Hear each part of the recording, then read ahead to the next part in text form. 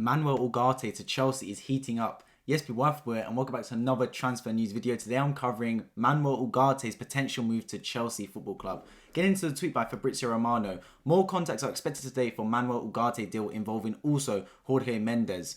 Chelsea considers the deal now at an advanced stage for €60 million fee, but not done or sealed yet, being still careful with PSG around until documents are signed, key hours ahead. And it's an interesting one, right? Because Chelsea, we know they were very hot on transfers in the summer and January transfer windows, spent almost £600 million on players, and have seemed to resume this summer, which I thought they'd adopt a different strategy, right? Spending a lot of money did not work. They finished 12th in the table, 13th, I want to say even, and they're not in Europe. So I thought, you know what, they'll tone down a little bit, but it does not seem that way. Ugarte is hot on their wishes and is one of the first players they want to sign. Now, I'm not going to say I've watched a lot of him. I watched him against Arsenal for Sporting Lisbon in the Europa League, and I know he's a top quality defensive midfielder. I know Sporting Lisbon, the Portuguese league as a whole, has birthed a lot of these top players, the likes of the Enzo Fernandez, who's gone to Chelsea already from Benfica. You're looking at players like João Paulinho, who's a real top player for Fulham at CDM. He's also come from Sporting Lisbon. So we know they've got the quality to bring those type of players in and through their ranks. And Chelsea looking to sign Manuel Ugarte. It is a risk. Look, £60 million, or €60 million, for a 22-year-old, unproven in many respects, just coming from the Portuguese league, is a risk. But Chelsea, we know of, play a very risky strategy in their signings. If that wasn't the case, they wouldn't have signed Enzo Fernandez for 120 million and Mykhailo Mudryk for 100 million, right? So I like the type of player that they're bringing in. Of course, Chelsea at the same time are willing to let go of players, and that's the right thing, right? Because if you're going to bring in players, you can't just keep adding to the squad, adding to the players around. You're going to have to cut the squad at the same time, and they look like they're doing that. Kovacic looks like he's out the door to potentially Manchester City. If you can get a good amount of money for that, that's a good deal. Jorginho already left to Arsenal in January. Looking at Ruben Loftus-Cheek potentially going to AC Milan as well. Kante on his way out. So then you look at this Chelsea midfield being completely revolutionised, and you look at Ugarte as that defensive midfield, that rocking midfield. Then you look at someone like Enzo Fernandez potentially as that box-to-box midfielder. Then who's the other player? You're looking at a potential attacking midfielder you want to bring in as well if you're Chelsea or someone to supplement that. Now, the interesting thing for me is Fabrizio Romano also confirmed that alongside Ugarte, Chelsea is still 100% in the race for Moises Caicedo. And that, to be fair, it interests me because Ugarte and Caicedo are players that look as like-for-like players. They play the same position, both defensive midfielders, both the anchors as a team to clean up and get the ball moving on the front foot. So the fact that you're looking at Ugarte and Moises Caicedo really does interest me because it's a lot of money for both players. It's not like one will be your starter and one will be your backup. If you're going to sign both players, you're going to spend enough money for both of them to be worthy starters. Like you're talking at least 60 million for Ugarte and at least 75 for Moises Caicedo. Those are two starting positions in terms of the money you're spending on those players. So that transfer strategy really does bewilder me at times. But let's see how it goes. For now, it looks like Ugarte has been advanced. You know, PSG are also in talks. PSG already signed Asensio from Real Madrid. That's basically done for them. So Ugarte will be another player that potentially could fill in that defensive midfield void for Paris Saint-Germain. But if you're Chelsea, you've got to try and get these deals over the line quickly, man. We know Chelsea have already been willing to spend a lot of money. 60 million, a lot of people would be looking at that and thinking, hang on a minute. He's just come from the Portuguese league.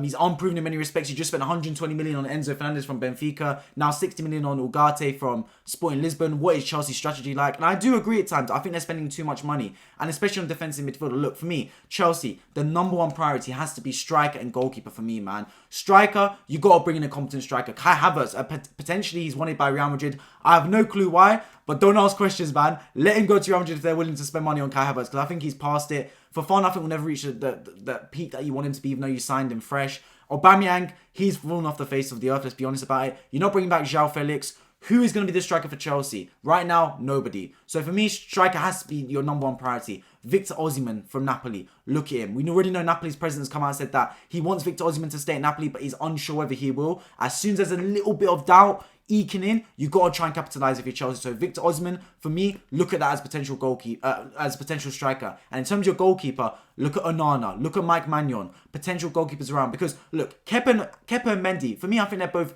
good keepers, but neither are keepers that are going to take Chelsea back to where they want to be and back to where they potentially belong, which is fighting for titles and fighting for Champions Leagues again. Those are both number 2 goalkeepers. Neither for me should be starting goalkeepers for Chelsea. So you got to look around the market and see if you can find one. The money's available for Chelsea. You can see that. They're willing to give away the contracts. They're willing to spend a lot of money. Now it's about bringing in the right personnel to supplement this team. Outgoings need to happen as well. You can't keep signing players without selling players. I like the fact that Kai Havertz has been talked as a potential player to leave. You're already looking at Kante potentially leaving. You're already looking at Ruben Loftus-Cheek to AC Milan, Kovacic to Man City. So the outgoings are happening. They need to be supplemented by the right incomings for Chelsea Football Club. So it's going to be really interesting times for the club overall, Chelsea. I look at Mauricio Pochettino coming in. He's coming with a strong start already, which I like to see. I mean, I question whether Pochettino would have the... Of course, he has the resume, given that he's managed PSG, he's managed Tottenham, etc. He's a real good manager, but has he got the same headstrong ability to say certain players, no, I don't want you here? Like, Pochettino to me seems like a really nice guy. I think Chelsea would have been better suited with a Luis Enrique, for example, someone that's a bit more ruthless. Like, it suits the Chelsea agenda, suits the Chelsea narrative, suits their philosophy, where they are a very ruthless club that has a lot of turnovers and it's a very businessman-like approach. Whereas Pochettino, for me, seems like a very nice guy, a project manager. Do you get what I mean? He hasn't showed that so far. He's already come in the door and he's already said to certain players, look, I want you to go. João Felix, for example, for me was one of Chelsea's better signings, even though he's come on loan. Pochettino went to him and said, nah, I don't want you to stay. Back to Atletico Madrid for you. And I thought he was playing decent for Chelsea. That shows what he's like straight off the bat. Certain players he's saying, look, it's time for you to go. Other players he wants to bring them in. So it's going to be really interesting what Pochettino does. I'll be keeping a keen eye on Chelsea in this upcoming season. I already said I expect Chelsea to make a real good turnaround this season, genuinely. I think they're going to do quite well. I know that they can only go up from where they have been, that they're rock bottom. You can't get much worse from where they were this season, right? But I do expect Chelsea to bounce back. Now, a bounce back for me isn't necessarily in league position. That's not what I look at, potentially, especially in your first season as a new manager in a football club. For your first season as a new manager, as it is for Mauricio Pochettino, his first port of call should be find a system that works and find a team and a formation and find like basically a team selection that works for you. You have to have some kind of consistency in that sense. So if you are going to look at playing a 4-3-3, so be it. Find the personnel that works, bring the signings that work. And once you get a team that all pushes in the right direction, you can see a starting 11 that fits your needs and fits what you want to build at Chelsea Football Club. That's when you can really see that team kick on. Because Pochettino has shown in his previous jobs at Tottenham, for example, that he can bring a group of players and do better than they expected. Take Tottenham to a Champions League final. Take Tottenham to almost win the Premier League in 2015-16 season, etc. So he can do it. He's shown at Tottenham he can punch above his weight. But it's all about laying the foundations down. That's the main thing for Chelsea. Look, next season I don't expect them to challenge for the title, but the season after, if everything goes right next season, you'll see a massive jump from Chelsea. That's my personal opinion on it. It's happened before. Look at Arteta for Arsenal, right? Did decent for Arsenal, just finished out Champions League spots. Everyone was saying, oh, Arteta did as well as he could, just finished them outside the Champions League. What they didn't realise is Arteta laid the foundations down. And then for the season that just happened, look at what he's done. Arsenal got up leaps and bounds and almost won the title, finished second to Manchester City. So the main thing is get the foundations in place, get the style of football implemented on the training ground. I think he'll help Pochettino that there's no European football. He's got extra long time, basically a week in between matches to implement his ideas on the crop of players. And then after that, I think next season will be a time for him to implement his style, adapt what Chelsea are like, and really start to assert his dominance on the team. And then the season after next season is where I can really expect Chelsea to make that real jump in form and start fighting for titles again. But that's just my thoughts on it. But it all starts with Ugarte. That looks like one of the first signings for Chelsea in what I expect to be another jam-packed summer transfer window for them. I appreciate everyone tuning as always. If you love transfer-related news, there's a place for you. Make sure you subscribe down below on my road to 3,000 subscribers. And in the comment section, your thoughts on Ugarte to Chelsea. Do you want it to happen? What other transfer targets would you like Chelsea to sign? I already said myself, I think strike and goalkeeper should be priority. I appreciate everyone tuning as always, and I hope to see you all in my next one.